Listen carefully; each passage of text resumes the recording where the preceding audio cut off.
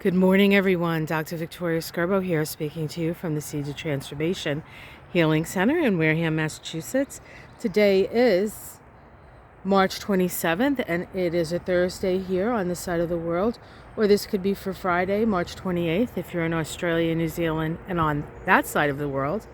Today, the moon, here at least, is in Sag for most of the day. It does shift into Cap at 10:24 p.m. on the east coast of the U.S. So for all intents and purposes, the moon is in Sag today. And of course, yesterday we had a full moon, blood moon, lunar eclipse total in Sag to illuminate something, to allow us to feel something, experience something, and get perspective on something. The Sag moon really is all about perspective. Now, today the moon will continue to move through Sag, making an opposition to Venus and Mercury. Venus and Mercury were in a close conjunction to each other, in that eclipse. It was not conjunct. It was too far away to be conjunct the sun. And too far away to be conjunct the north node, but it's still in Gemini, and as the moon moves through Sag, that gets highlighted. So oppositions are about perspective, and what we're garnering here is a perspective. The moon in Sag, opposite Mercury, is a perspective on the way we're thinking, perspective on ideas, on information, on the information we're taking in. And then the opposition to Venus deals with what's of value, what's important to us.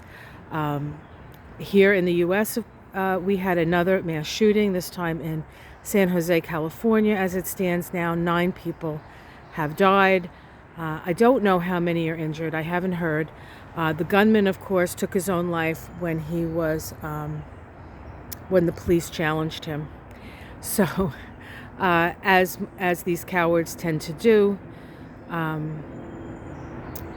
And again, we find ourselves in the same situation. It is disturbing, but it did happen on an eclipse, so it's very possible that this is actually going to bring some change. That's my neighbor's beagle. He's very upset about something. The last time he made those noises, there was a turkey around, so we might see a turkey. Okay, so hopefully you can hear me over the barking dog. So we'll continue to have some perspective today. We're going to continue to get some information that will be of value to us, to help us to sort of shift the paradigm, as it were. The other big story today is Venus and Neptune. Venus is the planet of love. It is a planet of our values. And Neptune is the planet of divinity. It's the planet of source energy. It's the planet of idealism. Neptune can be very idealistic. And Neptune is also the higher octave of Venus. So the combination of Venus and Neptune is always significant, because their combination is bringing the divine energy of love and compassion into the energy of Venus. And so it's expressing each other. It helps to potentiate each other's expression. Now, on a mundane level, Venus and Neptune can be idealism brought to an unrealistic sort of perspective, like, oh, someday my prince will come. That's kind of a Venus-Neptune thing. But also, there can be like godlike, delusional stuff, like the Trumpsters feel about Trump, or the evangelists tell their people that Trump is, here because of Jesus, or whatever the heck they're saying. Not my reality, so I'm not exactly sure what they're saying. But it can bring up that sort of delusional stuff. But that's in its negative sense. In its positive sense, it can really bring the energy of divinity to earth.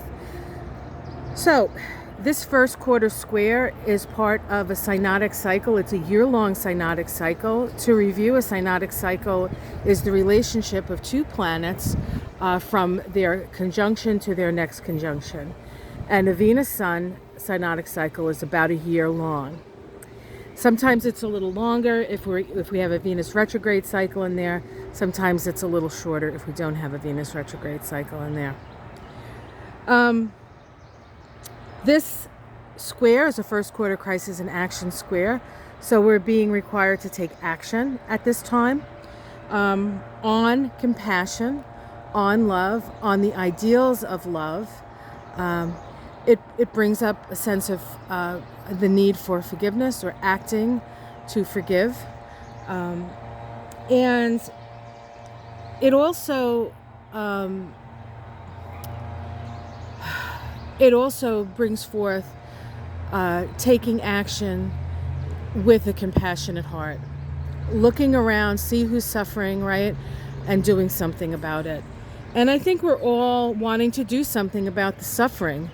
Now that we feel, or at least I feel like there's an opportunity that maybe wasn't there before, to do something about a lot of the suffering that people are experiencing.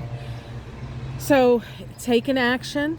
Do not be deluded. Keep your idealism, but you have to keep both feet on the ground as well. There has to be a practical application to all of this, right? So be open to the promptings of spirit. Take the actions necessary to bring love and compassion to the planet, to the situations you find yourself in. Is this sky not absolutely gorgeous? I mean, this is definitely like a Venus Neptune sky, if you ask me. I'm sitting here. Well, I'm actually standing here. I'm not sitting. I'm standing here in the back because it's nice and cool under the leaves of the tree. Otherwise, it's pretty hot out there. One of the reasons why it disturbs me when everybody cuts down trees, because that really does not help the global warming situation. We need the oxygen, we need the trees, we need the plant life, we need to have a better relationship with the planet. Maybe that's my Venus Neptune square action that I need to take. All right, guys, I'm going to let you go. Have yourself a beautiful, beautiful day. Keep your eyes open, your third eye open especially. More revelations are coming. Things are going to get crazy. I know you're thinking, what? But yes, things are going to get nuts. And keep your balance, keep your center, stay connected to spirit, walk your path. See what you can do each day in your own life to make your life and the lives of others better. Have yourself a great day. Much love. Namaste.